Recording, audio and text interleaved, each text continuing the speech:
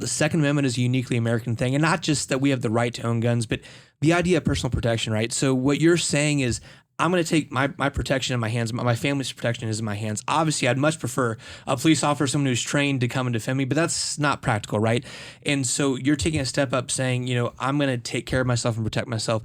And that's kind of a very American mindset, right? Where it's like, hey, if you work harder, you'll go further in life, and I'm, it'd be nice for something else to happen, but that's not how it's going to be. And so the U.S. market is the largest market in the world by several factors, and it's everyone wants to be here. We feel really blessed to be here, and I've had kind of people criticize our products being made overseas, and I'm like, man, I live here in Kansas City. I'm in the U.S. I got a job, I got to pay the bills. So we have a strong U.S. pride, and we try to put our U.S. spin on our products. Obviously we have Czech products and stuff for the rest of the world, but we want people to know we're here for the U.S. market, and that's what we want to serve. How do you handle a constantly moving goalpost? Yeah, and that's I think anytime you're going to be in the gun industry, there's going to be some goalposts that move, right? And it's luckily we're Americans, right? And we are good at adapting. The Biden administration has attacked hunting in ways that we've really never witnessed before, with going so far as to try to remove hunter education courses from schools.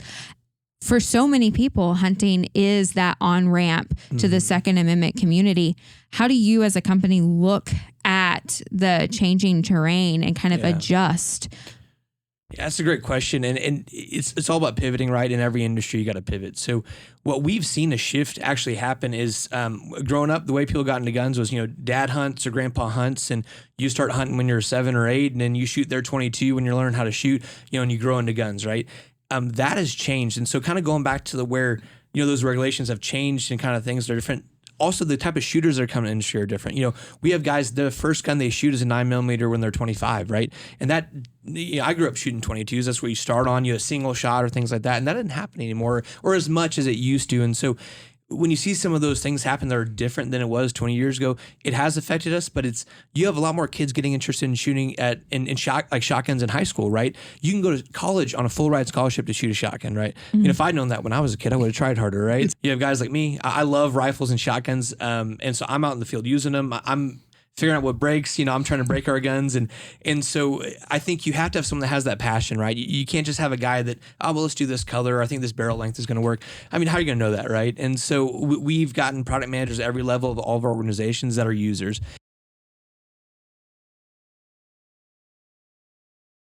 All right, today we're here with Daniel from CZ USA and the whole conglomerate underneath the CZ group. Yeah. Welcome to the show. Thank you. I'm glad to be here.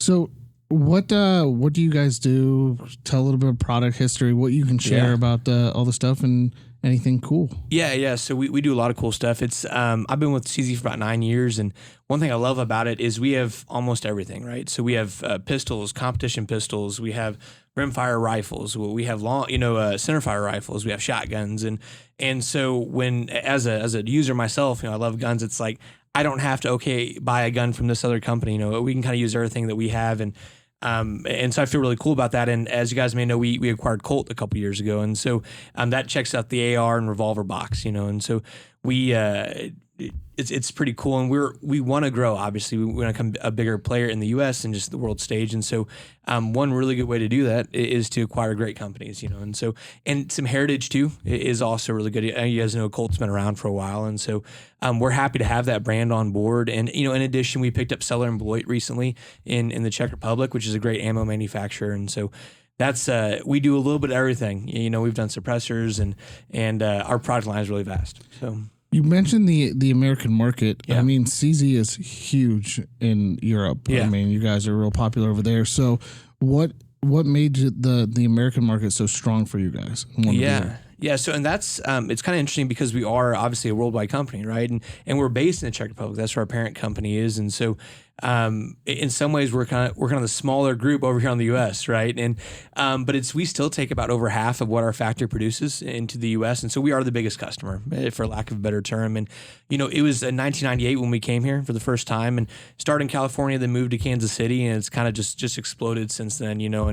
And we, as you guys know, the U.S. market is the largest market in the world by several factors. And it's everyone wants to be here. We feel really blessed to be here. And I've had kind of people criticize our products being made overseas, and I'm like, man, I live here in Kansas City. I'm in the U.S. I got a job, I got to pay the bills. So we have a strong U.S. pride, and we try to put our U.S. spin on our products. Obviously we have Czech products and stuff for the rest of the world, but we want people to know we're here for the U.S. market, and that's what we want to serve. And we have U.S. guys doing that. We have guys in the field hunting, and we have tactical guys and all that sort of stuff. So we have really good input on that.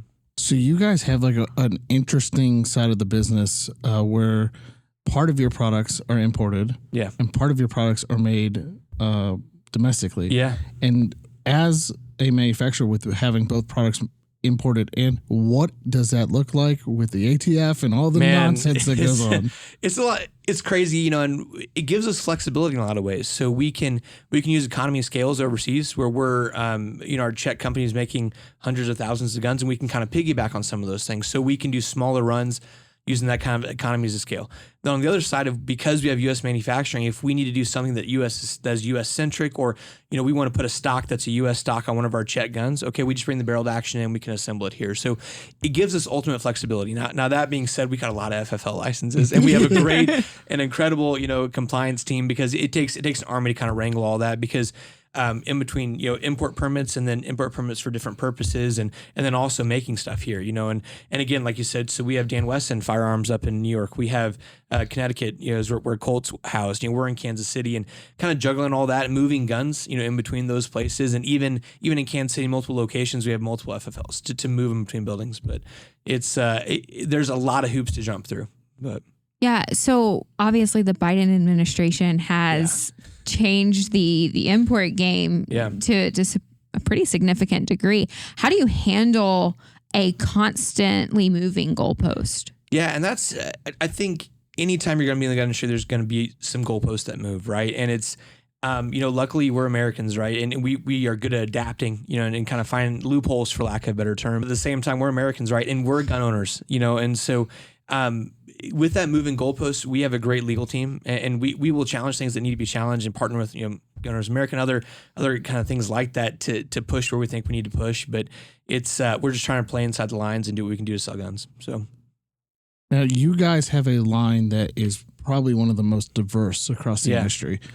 You guys are not only in self-defense, but you also have competitive pistol shooting. You have competitive revolver shooting now. You have competitive shotgun shooting. I mean, what makes you go, hey, we need to change these products or hit these niche markets? Yeah. So about 2 years ago when we acquired Colt, we really made a push to get dedicated product managers. So before that, we kind of had it under marketing. So you have marketing, and there's kind of different motivations, different reasons to do all that. But one of the big benefits of what we're doing now is we're a product driven company. So you have guys like me. I love rifles and shotguns, and so I'm out in the field using them. I'm figuring out what breaks, I'm trying to break our guns. And so I think you have to have someone that has that passion, right? You can't just have a guy that, let's do this color. I think this barrel length is going to work. I mean, how are you going to know that, right? And so we've gotten product managers at every level of all of our organizations that are users. And that's a big thing for us. And so, and it's kind of a big pie to slice around, right? And we have, like you said, the vast line we have. And so we kind of have to break that up into individual parts and pieces. And so, we have some guys that handle our CZ pistols, right? We have some guys that handle our Colt commercial market. We have Colt MLE market product manager, and on the CZUS side, we have pistols, Brens, and Scorpions, which are kind of our more tactical stuff. And then I handle the rifles and the shotguns, kind of more hunting focused and target shooting. So that's about the only way you can do it. And even sometimes then I'm like, I got too much on my plate. So, So being focused in that hunting space, it's no surprise that the Biden administration has attacked hunting in ways that we've really never witnessed before, with going so far as to try to remove hunter education courses from schools. For so many people, hunting is that on-ramp to the Second Amendment community. How do you as a company look at the changing terrain and kind of adjust? Yeah, that's a great question. And it's all about pivoting, right? In every industry, you got to pivot. So what we've seen a shift actually happen is growing up, the way people got into guns was, dad hunts or grandpa hunts, and you start hunting when you're 7 or 8, and then you shoot their 22 when you're learning how to shoot, and you grow into guns, right? That has changed. And so kind of going back to where, those regulations have changed and kind of things that are different. also the type of shooters that are coming in the industry are different. We have guys, the first gun they shoot is a 9mm when they're 25, right? And that, I grew up shooting 22s. That's where you start on, a single shot or things like that. And that didn't happen anymore or as much as it used to. And so when you see some of those things happen that are different than it was 20 years ago, it has affected us, but you have a lot more kids getting interested in shooting in shotguns in high school, right? You can go to college on a full ride scholarship to shoot a shotgun, right? Mm-hmm. And if I'd known that when I was a kid, I would have tried harder, right? So, so we've not only have we pivoted and kind of changed our targeting strategy or our product strategy, but the market has changed, and so, it's unfortunate that those things happen, obviously, but it's a blessing. It's been good because we can do different things, try different things, and the demographic has shifted, right? You have guys that do a lot of shooting different things, not just, hey, I'm a pistol shooter and that's all I do. So, well, you mentioned that the demographics have changed, and with having such a wide variety of product and a number of different price points, what has been the fastest growing category for you guys? Is it hunting? Is it tactical? Is it concealed carry? Where does that come? It depends on the year, and so, I remember in 2012, any high capacity magazine or 9mm, you couldn't make them, right? Couldn't get them fast enough and they're going crazy. And, 2016, there was some other kind of similar things there. And the gun runs that we had seen a lot of, was that, ARs, battle rifles, and high capacity 9mm. With 2020 and 21, we saw a complete shift away from that. So, you saw Magpul 30-round mags sitting on the shelf, right? And not moving near like they were. But what we saw was any hunting gun, any outdoor gun you can use was flying off the shelf. We had record sales for our shotguns, and these are not tactical shotguns. This is, for hunting, upland birds, waterfowl and things. And, I know a lot of we did some surveys with the state license sales. So they said hunting sales were the highest they've seen in years in 2020 and 21 by volume and demographic. And so, recently we've seen hunting grow, but, I think it kind of depends on what the impulse is to grow that and what kind of comes and goes. One advantage that we have as a company, the vast product line, is when regulation hits in one area, like for example our Scorpion, in the brace band, right? So that really hurt that sales because that's a great gun to do that with. Okay, well we still have bolt action rifles, we still have shotguns that we can hunt with, we still have pistols, and so with that we can pivot our business. We're not just an AR company that has to kind of stake our flag on that. So we're really benefited in that. Yeah, so that really speaks to kind of the ability of the Second Amendment community to be resilient. At GOA, we have a definition of what a gun rights activist is, and it's someone who takes personal responsibility not only in the defense or in the use of their firearms, but in the defense of their right to own them. And I think that resonates with a lot of people, especially during that COVID time, where not only do they want to take personal responsibility for their firearms and for their Second Amendment rights, but they also want to take personal responsibility to the food on their table. Yeah, absolutely. And that's, and you've seen that kind of growing. And I've always talked about the Second Amendment is a uniquely American thing, and not just that we have the right to own guns, but the idea of personal protection, right? So what you're saying is, I'm going to take my protection in my hands. My family's protection is in my hands. Obviously, I'd much prefer a police officer, someone who's trained to come and defend me, but that's not practical, right? And so you're taking a step up saying, I'm going to take care of myself and protect myself. And that's kind of a very American mindset, right? Where it's like, hey, if you work harder, you'll go further in life, and it'd be nice for something else to happen, but that's not how it's going to be. And so going to that, that clean food movement or whatever you want to call it, right? I want to put the food on my table. I want to be responsible for that. I want to be responsible for learning how to process meat and learning how to do all these things. And so, to your point, we've seen that explode, and that drives those guys that hunt or want to learn how to hunt. Would you say that's why you're seeing an increase in that? Is it just because of the rising price of meat and all that other stuff? Are we looking at inflation stuff? Is that why this movement's starting to turn more into hunting and seeing that category kind of jump up? Which historically, you've got a time period for hunting. It's September to December, and then after that, you're just like, okay, those are going to sit for a while. Yeah. And so I think that's part of it, right? So with COVID, it kind of kicked off that, hey, you can't go inside and do anything. You can't go to bowling alley. You can't go, to a club or bar or anything like that. And so it's like, what do you do, right? Well, I can go outside and go hunting. And so we saw a resurgence there. But also I think our culture is really getting back to that, hey, organic, or non-processed stuff. And like, there's not there's not much more organic or unprocessed meat you can get than a deer that's been, and obviously they're eating GMO corn or whatever you want to say, but it's, and I process all my own game because I want to get the deer that I shot back, right? And so that's something really important to our family. And I grew up hunting, so I feel really advantaged, doing that. But I think that's where you're seeing a lot of that drive is just people want that, and once you experience it, I'm sure you guys have hunted. It's kind of that the first time you go shoot something, you cut it up and then you eat it. You're like, man, this feels good. It feels right, and you're seeing. I think we're more open as an industry to having women or kids come out and do this stuff, and so I don't think it's just the old crotchety, guys that hunt clubs and things. And I think we want to be inclusive, right? The R3 movement, and I think that's done a really good job. You've seen a lot more guys at trailheads or public hunting spots that never would have been there 10 years ago. And they adult onset hunting, right? So those are guys that didn't have a dad or a grandpa to show them, and that's fine. And I think there's been a lot of mentor programs to bring people in the outdoors. So as weird as it sounds, I think the things that we've been trying to do for the last 10 years are starting to pay off, and it's kind of a culmination of things. But I think that's where we're seeing some of that growth happen. And it's kind of shifting away from some of the tactical market and into the hunting. And I think, in the past, what you'd see happen, like in 2012, is, okay, a guy that hunts a lot, he's like, oh man, they're going to take away my ARs. I need to buy an AR, right? So the money that he would have spent on hunting guns or whatever, he's shifting to ARs, or kind of the same thing in 2016. But what we're seeing now is guys that didn't own guns or weren't hunting are now hunting. And that's a whole different demographic getting added to gun owners, right? And that's growing the market. It's not just moving the money around.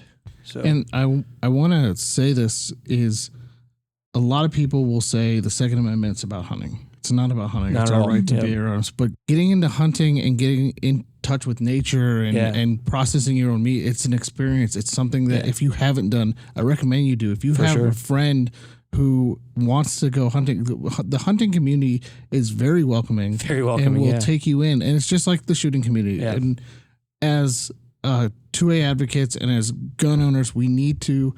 There's always been this line that people have been fighting about: is it's hunters on one side and gunner. We need to kind of converge and partner up and go fight for. We've seen these attacks. We've seen the hunter education. We've seen the lead ammo attack. We need to come together and go, no more. We're not moving the goalpost. No, I think you're absolutely right. And I think it's critical to think about that it's not, you've heard sometimes, well, I'm not into those ARs. I like, you don't need that. I like bolt action rifles, or I like, shotguns and things.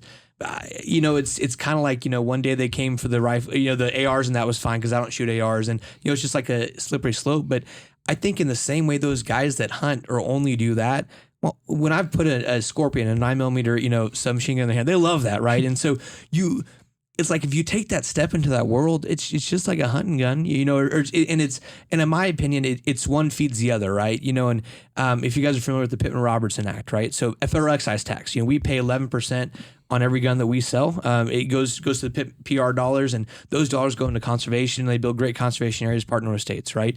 So that's fed by guys that buy 9mm and shoot USPSA, right? And they may never step on a wildlife area or something, but they're helping pay for it. That goes, the guys are tactical dudes, buying AR-15 magazines and things like this. So I think in a lot of ways we should take a cue from that, where it's, hey, the guy carrying a bolt action rifle in Montana is not much different. It really has the same idea and the same goals as the guy that never steps out, on a mountain range. So I think we should be a team, right? So, So we talk a lot about what the on-ramp is for people to join the community, to get involved.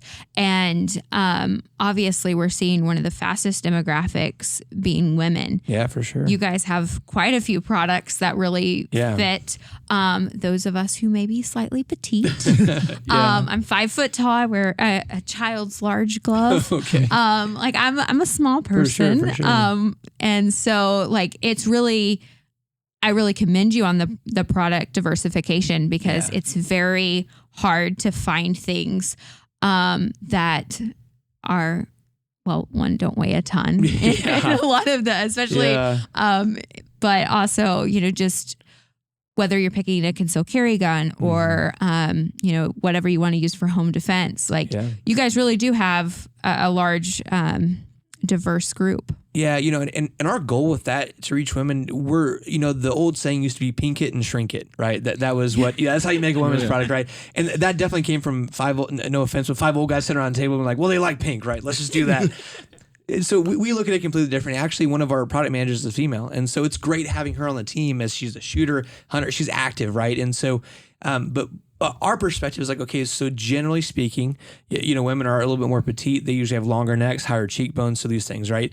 Well, that also applies to 14-year-old boys, right? And so we want to fit a gun that's going to fit a person that's a little bit more petite, and it's not just about, hey, go down to a lighter gauge or 243 or going to 20 gauge or something. It's like that gun's got to fit them and it's got to fit what they're doing. We early on when we were trying to make some women-specific products, we made a great 12 gauge and it was 9.5 pounds. Now, that's a heavy shotgun. So it's like it would fit a woman perfectly, but she couldn't hold it up. So that doesn't work, right? And so there's some of that balance between, hey, how do we make a shotgun fit this person? It doesn't just need to be pretty. It's got to be functional. That's a really big focus of us. One thing that CZ kind of hangs our hat on is ergonomics. And so whether that's for a big guy like me, or a small glove lady like yourself. So it's, we want to make sure that gun's fitting everybody. And I think it kind of comes back to the debate of, well, I want this one pistol to do everything. And it's like, it's not going to be that way, right? You can't just buy one gun to do everything. But that's the good thing about it, right? Is there's a lot of guns that do all sorts of different things. So I try to push people towards that and what they're doing, what's their purpose, right, for it. And so we try to make those products fit that person, not necessarily a woman, if that makes sense. Yeah. No, I think that's a really good way to look at it. Yeah. Because, so often everyone wants to put everyone in these groups. Yeah. And in reality, there's some crossover there. There's some things. So one of the things that has impacted not only the Second Amendment community, but manufacturers in more ways than we could ever really know is just this redefining of everything, whether it is the anti-gun left redefining weapons to be assault weapons, or the creation of gun confiscation orders now being called red flag laws, or whether it's a governmental agency like the ATF redefining things to make pistol braces illegal. What is CZ's kind of perspective on combating the cultural war of this redefinition? It's really tough. And I think that's a question for the industry, right? I don't feel like, I'm not confident enough to say that, hey, we're going to change it, right? And so in a lot of ways, you got to look at the market and see what they're doing, right? And you got to look at people and see what they're doing. We can't fight a culture war, right? We can do. And you're not going to change some people's minds. And again, they're going to use terms negatively, right? Like assault weapon, right? Or assault rifle. It sounds really bad and scary, but we all know I can assault someone with anything, right? So, but we just try to keep our nomenclature correct, and it's going to be really hard to change things. I think it's going to take someone bigger than the gun industry to do it. But I think on the other side of that coin, we saw in 2020 and 21 during some really rough times in our country, right, where our country's being pulled apart. You have riots and all crazy things, and I think a lot of gun guys would make fun of some of those people that were anti-gun, that were walking into gun stores for the first time to buy a gun, right, to defend themselves. And in that moment, they saw the value of a firearm, right? It's like, I don't want to kill anybody, but if someone's trying to hurt me, that's a real good equalizer, right? And so I think we can capitalize on those situations where obviously we don't want any of that to happen. But when you start to see some of those newer gun owners in the market, let's be welcoming, right? It doesn't matter if they drive a Subaru and wear Keens, right? Let's welcome into the fold. And I taught concealed carry classes for a long time, and we had a variety of people come, and we had a lady who was staunchly anti-gun, and she got mugged, and she quickly realized that a gun would be kind of helpful to protect herself, right? And so, and she still had a lot of, I would say, not gun owner ideas, and we just worked with that, and I've stayed in touch with her, and she's grown quite a bit, and kind of her perspective on 2A. But I think so, to answer that question, it's you got to meet people where they are, right?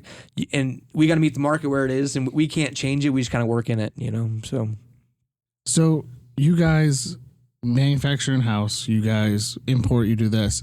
What are some of the biggest struggles you guys have? Because I know a few years ago, and if you don't want to talk about it, we don't have to, You guys at SHOT Show 2020, you launched the DWX. Oh man, yeah. And then you ran into some problems. Yeah. So that's just something a lot of people don't talk about is people like to criticize companies because we all launch stuff at SHOT Show. Yeah. And then they go, it's vaporware. Because it doesn't. What does that look like for you guys? Because as a manufacturer, that's something that you get pushback on.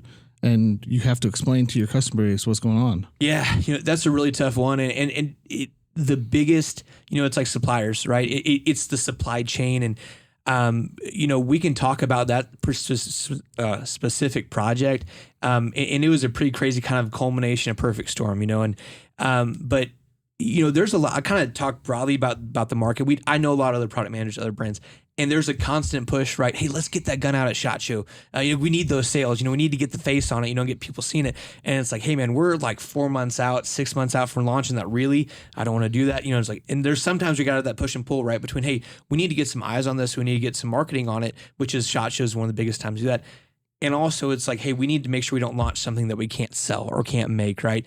And a lot of that comes down to, when you go through like a product development process, we're checking out vendors, right? They send us a part, it's probably not going to fit. There's going to be 2 or 3 iterations of that. We average 2 years to get a product from conception to market. That's our goal, right? And that's a pretty fast goal. So, but also at the same time, you got to keep the lights on, right? And so you got to get those products out. But the DWX specifically, one of the biggest things that happened there is we had suppliers lined up. We had first sample models. We had guns in hands that worked. I personally shot them, and one of our really key components, I won't talk too much specifically about what it was, but a really key component to that gun, that supplier went out of business due to COVID. So that started our whole development process basically back at square one. And so what happened during COVID, as you guys know, everything shut down. Raw material sourcing shut down. So you're talking about we can't get any more steel. And then the companies that are already in line with so our supplier, went out of business. So when we're scrambling trying to find another supplier to do this, well, we're at the back of that line, right? They have 15 or 20 other companies in front of us trying to get the same products that they can't get anymore. And then once we got that product, okay, it is now a new product or a new piece of this puzzle, right? We got to test it again. So, and all of our pistols, all of our guns, we want to make sure they're going to work, right? The last thing I want to do is send any gun out there that I'm not confident is going to work. So we take our competition pistols to 50,000 rounds. We take 3 of them to do that it has to have a very low margin of failure. And it's really minor stuff, like failure to feed once or twice. And so to get a pistol to do that is tough, and like we're launching this year our barrel warranties. So we're standing behind our Colt hammer forged barrels for the lifetime of that gun, right? So we want to stand behind our products. And to do that, you got to test it, right? So, and we took a lot of flack on the DWX, and I would say there was 3 or 4 times throughout until we relaunched it that we were real close. And, and it was one of those, we'd love to get this out to kind of get, to get those sales and really take care of the customers that we promised us to, right? And as a shooter, I wanted to get it out so I could buy one and shoot it, and I remember I shot in a week. There was 4 of us, and we went through about 75,000 rounds on one of the iterations that it failed.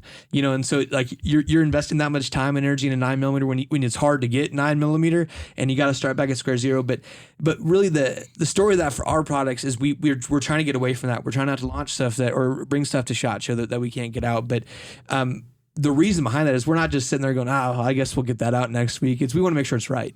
We want to make sure it's good. And I would say that pressure is all over the industry, and you'll see that happen with a bunch of companies. I'm not going to name any names, but it happens every year at SHOT Show where someone releases something that's vaporware and you can't find it. So changing the topic slightly, I really want to dive into Colt. Because what an amazing American brand. It's been a staple of the 2A community for a long time. And when we at GOA and our sister organization GOF, when we sue, we're suing on the basis of text, history, and tradition. Mm-hmm. And there's very few companies out there that have that level of tradition like Colt. Sure. So walk us through some of the things that have come from that acquisition. Yeah, man, it's history, right? So we started in 98 in the U.S. side, right? We've been in the Czech Republic for years, back to even in some of our roots like Brno. So we've been around for quite a while there. But as an American, right, I grew up learning about Colt. I grew up learning about Winchester, some of these crazy things. And I remember the first time I walked through the doors at Colt, it's like, as a gun guy, you get this kind of tingly feeling. You're like, Samuel Colt, I mean, who else do you know? Right. The Peacemaker, all these really iconic things. And so the cool thing about Colt, and this is my perception when we purchased them, there was a little bit of scariness, right? I mean, Colt is Colt, right? And they may not be viewed as innovative in things, but they have so much history, right? And I was excited because I'm like, man, we've kind of been the European company in the U.S. for a while.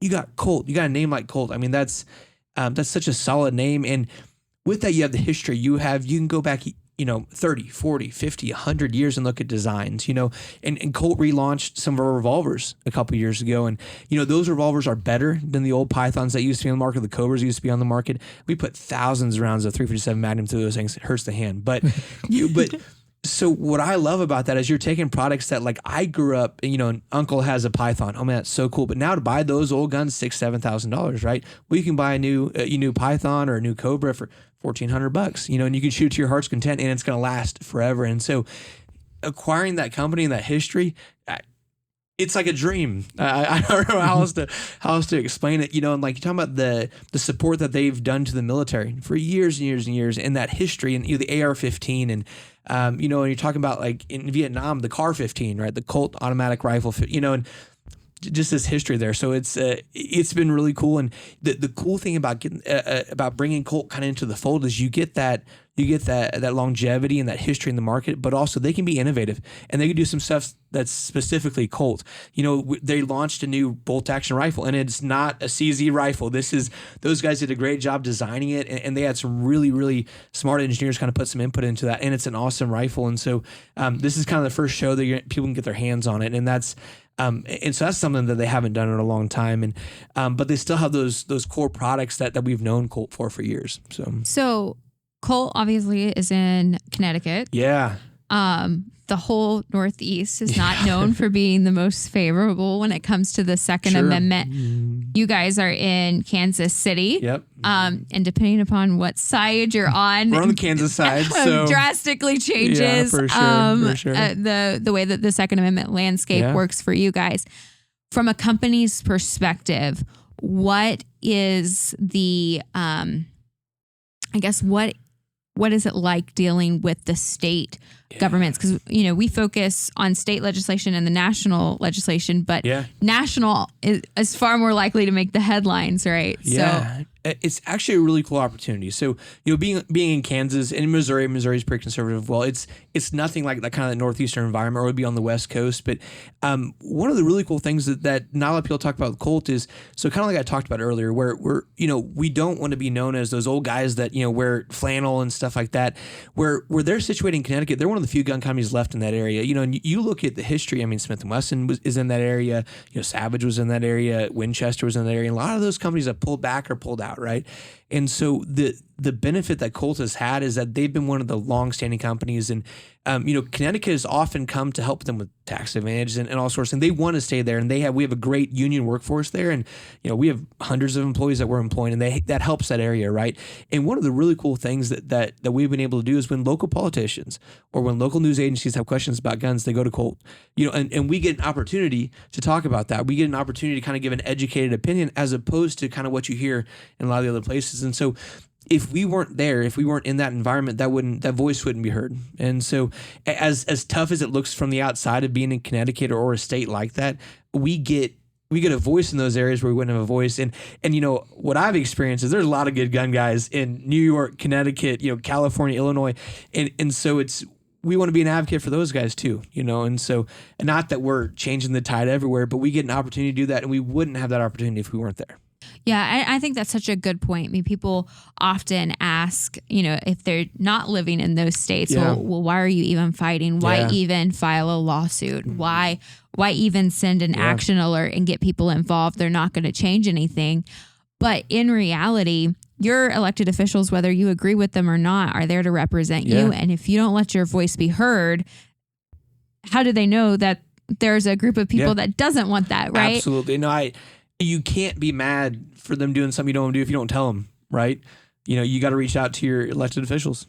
Yeah. Well, it's an election year, so that's right. Vote. Use your voice to vote. Use your voice. If they aren't doing what you want them to do, let them know. Yep.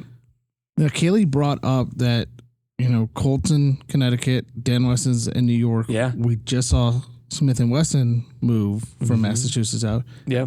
Is that even a consideration with the history? Because Colt is history, Smith & Wesson. I mean, we saw Remington move. We saw that.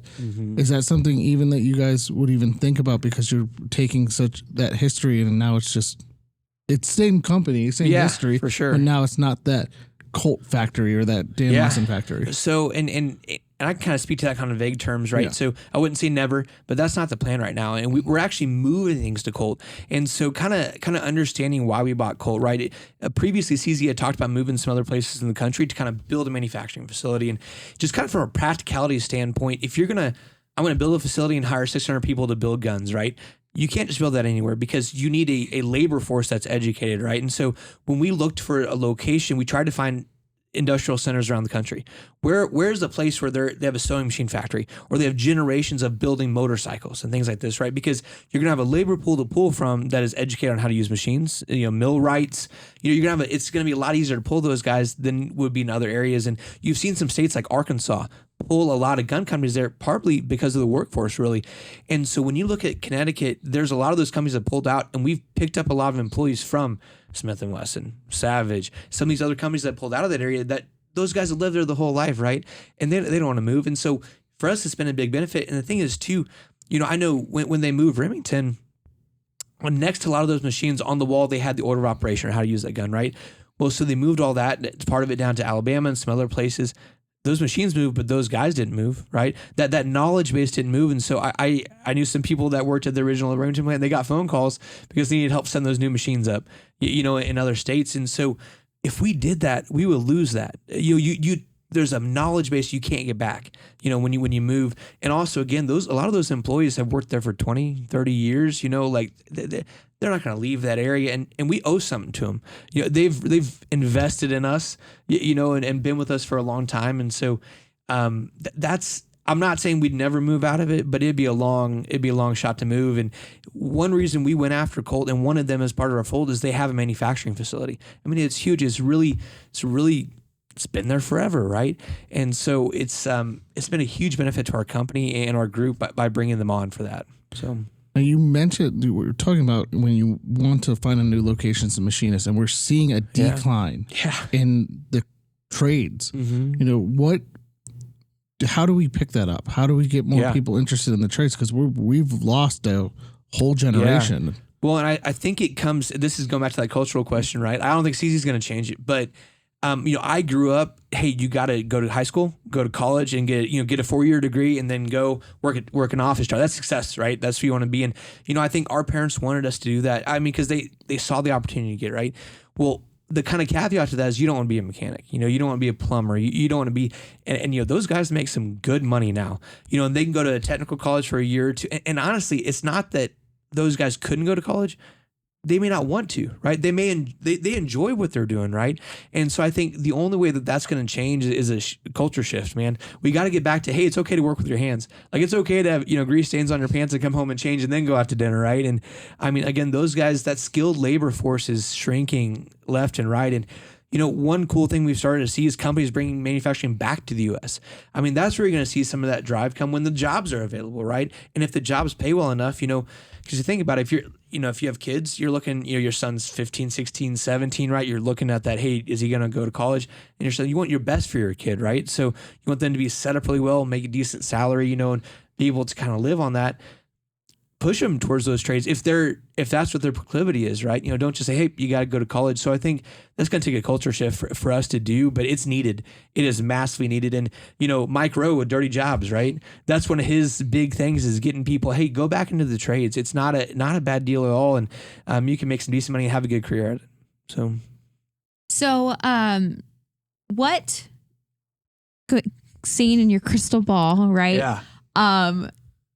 What do you see for you guys in the next 5-10 years? And how do you want the state of the Second Amendment to be in that time period?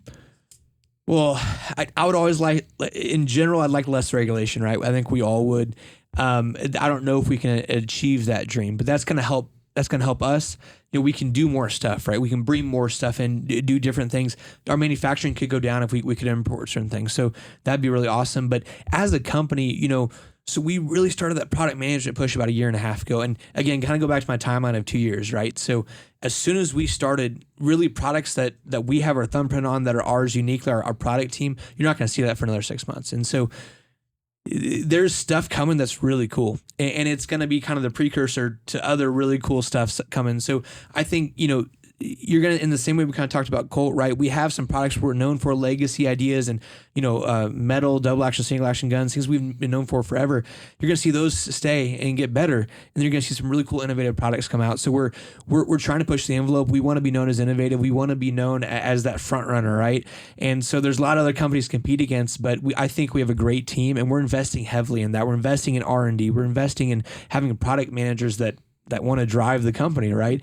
And drive the product. So I'm excited for the next 4 or 5 years look like. I'm excited for what you guys can do for the next 4 or 5 years. Help us out with regulation a little bit, We're working on it. We want to see a restoration of the Second Amendment, right? I like that, yeah. One of the greatest things about GOA and the reason that I find myself excited to go to work after all of these years is we really want to work ourselves out of a job. Yeah, for sure. We want that complete restoration of the Second Amendment. And part of that is so that we can have all of the fun stuff that we want and to be able to see and live out the founder's intent. I would love to own some machine guns, some full auto. Like there's so much, right? Some suppressors without tax tips. Over-the-counter suppressors, right? Yeah. There's so much there. And I know that given that opportunity, CZ would have an even crazier product line than you do. It'd be pretty dang cool. So. Listen, all I want is the Colt monitor to come back. Let's go. Full auto Colt monitor. Let's do it. That's right. Well, I'll pass that along. Yeah. I got one more thing to touch on Colt real quick. Colt, not only was Colt a big name, but there was another guy who stepped through that building a bunch of times with some designs. So, the man, the myth, the legend, John Moses Browning. Yeah. Do you guys look at some of the old retro designs and see how hot retro is getting to bring some of his older designs that have not been seen for almost a century? Years, right? Yeah. And so to answer that question, So, and again, going back to I'm a gun guy, right? And we're gun people. It's we want to see some of that cool old stuff. And so that's one thing we're trying to do with Colt, and in some ways in CZ too, where we want those core products we're known for, right? But we also want to push the envelope. And whether that's retro or whether that's, again, looking at the Pythons and the Cobras, the revolvers, those were a really good homage to what we've made in the past, but they're better. They're a better gun we're releasing now at a better price point that's going to be really robust and last forever. And so you're going to see more of that stuff come out. And obviously, we're a huge fan of Browning. And Colt's still making 1911s. Dan Wesson's still making 1911s.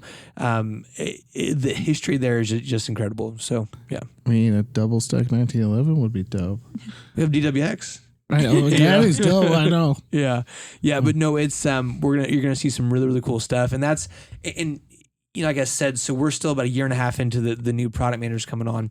And what's cool about that is at this SHOT Show, we have new products in every category across our company. And that's just kind of the taste of what we're going to be doing. So I don't want people to think we're going to get rid of all of our cool stuff, but you're going to see a lot more innovative stuff kind of pushing that envelope that we're going to come out with. So where can people find you? Plug all of the socials. Yeah, so that's CZ USA. That's still our website, and all the socials at CZ. CZ Firearms, anything like that is going to be us. Obviously Colt.